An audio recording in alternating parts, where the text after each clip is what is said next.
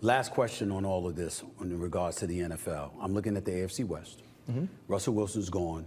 Yep. Sean Payton, you better have a plan, because the way he treated Russell Wilson. And listen, I understand, but he shouldn't have done it. He shouldn't have done it. I wouldn't, if I'm a quarterback and I'm worth anything, right, I've accomplished anything, I do not go play for him. Because he's behaving like a man that is still mourning his lover, right? Because he doesn't have Drew Brees. Because he doesn't have Drew Brees, right? That's who he wants. He wants that relationship. He wants that sort of conversation. He never treated Drew Brees the way he treated Russell Wilson. And for all that you think Russell Wilson is no longer as a player, what he showed us last year, he's class. He has class. He's a professional. Let me challenge you on that before we move on to you.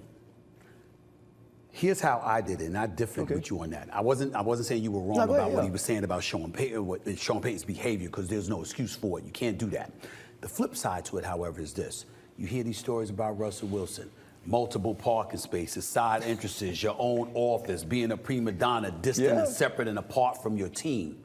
Sean Payton walks in there. Day one of the press conference, he said those days are over. So clearly he was told and informed about this. Plus he was working for Fox Television before he took that Denver Bronco job. So he was hearing all of this from the Jay Glazers of the world and others. So he's hearing all of this. Then you look at Nathaniel Hackett, who obviously he threw under the bus and disrespected. It was a contemporary. But I said to myself, Sean Payton's been around for almost 40 years in the NFL. He's never done that.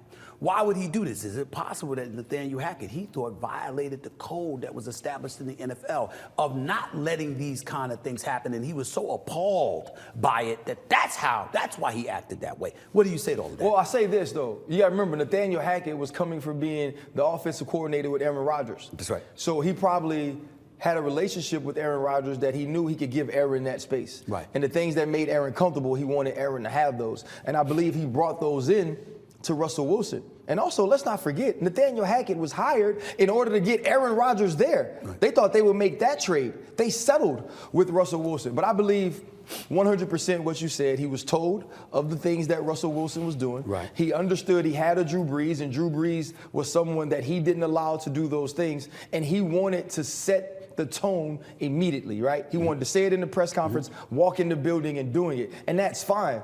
But if a man, right, Stephen A., if I'm coming on First Take and you've heard all of these things about me, and as soon as you see me, you say, look, RC, this is the way this show is run. This is how you fit in.